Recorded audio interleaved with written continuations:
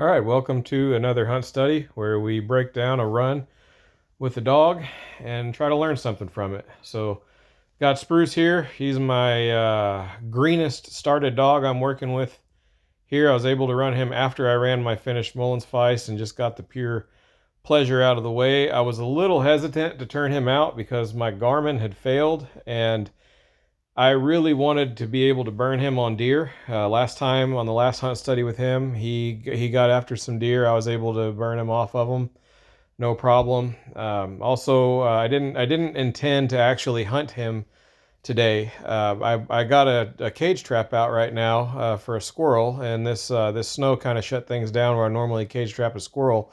You know where he's at in his training. I finally got the gun shyness over well enough for him to be good, comfortable with me hunting with a 22. And so I really want to start his hunt training, and I start all my hunt trainings off of a caged sight chase on a squirrel. I start from there. I'm going to do a whole separate video on that at a future date, but it's so important to keep them on the target. You know, when they're young, they don't know their job yet. You just take them out to roam around the woods. They can venture off on a lot of different paths that aren't the one you want them hunting on, that aren't squirrel hunting. So if you get them right away on a caged squirrel, they get some excitement, some reward, and you can build off of that. Then you can take them to areas where there's lots of squirrels and keep them on the task that you want. They just progress faster than that. But so I just said, well, I'll take them on a woods walk and just use it as an opportunity to keep letting him be a dog, let him sniff around, and to keep conditioning him to gunfire. So I put a 25 round mag of the CCI standard velocity in my 1022 and just let him get out 40, 50 yards and periodically just fire around. And it didn't phase him a bit. Really happy with the progress we've made over the last 10 months of him being gun shy. I didn't think in the beginning he was going to be salvageable. He would freak out even when he saw a rifle. He'd cower. But he's doing now to the point where he doesn't even care. So we hit the woods, and he started out pretty slow at first, just wandering around, sniffing things. And it's hard for me to see that. I want him out chasing squirrels, but I got to remember where he is in his training. You just think of just because this dog's 2 years old.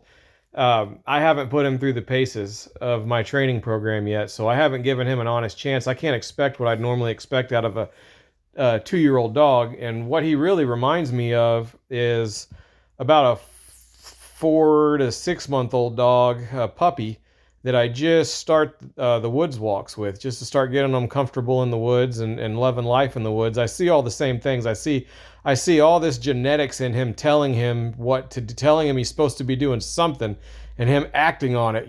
Going and checking trees, and he's done a little treeing in his past, but it's not been controlled, and it hasn't been communicated to him yet. He doesn't know that that's his job yet. So I keep that in mind. This is absolutely a marathon with a dog. I don't think in terms of each trip. I don't let my emotions get tangled up in that. I think in terms of years and decades with a dog. I'm going to give this dog, a year from now to make it, and I think he will. But so that's what we did. He did a lot of run around sniffing, and to be honest, I was just enjoying seeing his natural tendencies, his natural desires and abilities showing themselves, watching him check the trees. The longer he hunted, the more he started actually perking up and running hard and ranging out and hunting. Reminds me a lot of a walker I trained a long time ago to be a dual dog that ended up loving squirrel hunting. I've actually never had a dual dog that didn't like chasing, or that didn't like chasing something else more than squirrels. For whatever reason, when they get on the squirrels, that just seems to be their favorite. I'd like to hear y'all's opinion on that if you got anything to say in the comments, because it's like squirrels first for every dog I've ever let play with squirrels. But him not having a Garmin did bite me. At the end, I was just admiring, the beauty of God's creation, watching a beautiful dog do what he was supposed to do, just smiling, almost like when I was running my finished dog, just having a nice leisurely wood walk with him. And wouldn't you know it, he jumped a deer, and there wasn't a dang thing I could do about it. I screamed no as loud as I could several times when he ran it off. and he knew that collar wasn't on him. He knew he didn't have to listen to me, and he didn't. He took right off after that deer. I waited there for a few minutes thinking maybe I'd get lucky, and he'd only run it about 50 yards or so.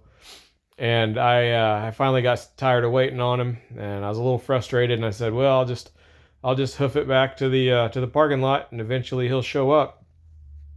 And he did. I don't, he showed up, and when he showed up, he was happy. And I'm gonna link another video. I've got a video on the proper timing of praise and corrections, and this is a big example of what I talk about in that video of how dogs live in the moment, and you can't react emotionally to a dog, especially for something in this case that he had done minutes ago. A dog is associating, you give them praise or correction, they're associating that within the last few seconds. And let me tell you, I was hot. I was angry. I was aggravated. And he was laid back and he was happy. And he approached me wagging his tail. And had I had done like I have done in the past when I didn't know any better, or like a lot of people, fall victim to their emotions and thrown a temper tantrum and punished him and yelled at him and abused that dog, there's no way he would have associated that with running that deer. That might as well have been last year in his mind. He had moved on from that. He was happy to see me.